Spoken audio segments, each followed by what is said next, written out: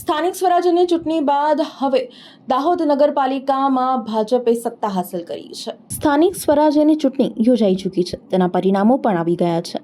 મોટા ભાગના ગુજરાતના અનેક જિલ્લાઓમાં ફરી એકવાર ભાજપનો ભગવો લહેરાયો છે, ત્યારે દાહોદ નગરપાલિકામાં ભાજપે સત્તા સ્થાપિત કરી છે। નગરપાલિકામાં પ્રમુખ પદે મીનાક્ષીબેન નીનામા, જ્યારે ઉપપ્રમુખ પદે જુગલબેન પંડ્યાની વરણી કરવામાં આવી છે। પ્રમુખ અને ઉપપ્રમુખ બંને પદે મહિલાઓને સુકાન સોંપાતા રાજકીય વર્તુળોમાં ચર્ચા જાગી છે। નગરપાલિકાની કુલ 35 બેઠકોમાંથી ભાજપના 20 અને કોંગ્રેસના 14 અને અન્ય 2 અપક્ષ સભ્યો ચૂંટાઈ આવ્યા છે। ભાજપને પોતાના 20 સભ્યો ઉપરાંત 2 અપક્ષ સભ્યોનો ટેકો મળતા કુલ 22 સભ્યોના સમર્થન સાથે સત્તા હાંસલ થઈ છે। આજરોજ દાહોદ નગરપાલિકાના પ્રમુખ ઉપપ્રમુખની વરણી માટેની સભા બોલાવવામાં આવેલી, જેની અંદર પ્રમુખ તરીકે મીનાક્ષીબેન નીનામાની વરણી કરવામાં આવી છે, ઉપપ્રમુખ તરીકે જુગલબેન પંડ્યાની વરણી કરવામાં આવેલી છે।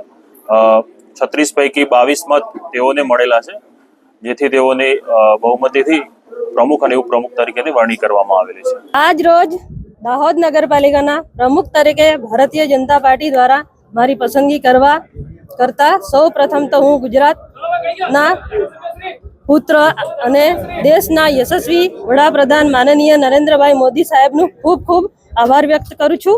સાથે જ ભારત દેશના ગૃહમંત્રી અમિત શાહ સાહેબ તેમજ ગુજરાતના મૂળ અને મક્કમ મુખ્યમંત્રી શ્રી ભૂપેન્દ્રભાઈ પટેલ સાહેબ તેમજ નાયબ મંત્રી અને ગૃહમંત્રી હર્ષભાઈ સંઘવી સાહેબ, પ્રદેશ પ્રમુખ શ્રી જગદીશભાઈ વિશ્વકર્મા, પ્રદેશ મહામંત્રી શ્રી હિતુભાઈ ચૌહાણ, જિલ્લા પ્રભારી દાહોદ રાજેન્દ્રભાઈ પટેલ સાહેબનો તેમજ દાહોદના લોક લાડીલા સાંસદ શ્રી જસવંતસિંહ ભાભોર સાહેબ તબક્કાના ખૂબ ખૂબ આભાર વ્યક્ત કરું છું। સાથે જ દાહોદ ભારતીય જનતા પાર્ટી અપક્ષ શ્રી સ્નેહલભાઈ દરિયા સાહેબ તેમજ જિલ્લા મહામંત્રી અભિષેકભાઈ મેડા તેમજ દાહોદના MLA સર ધારાસભ્ય શ્રી કનૈયાભાઈ કિશોરીનો ખૂબ ખૂબ આભાર વ્યક્ત કરું છું। દાહોદ શહેર પ્રમુખ શ્રી અર્પિલભાઈ શાહ સાથેનો તમામ હોદ્દેદારોના તબક્કામાં ખૂબ ખૂબ આભાર વ્યક્ત કરું છું, માનું છું। અને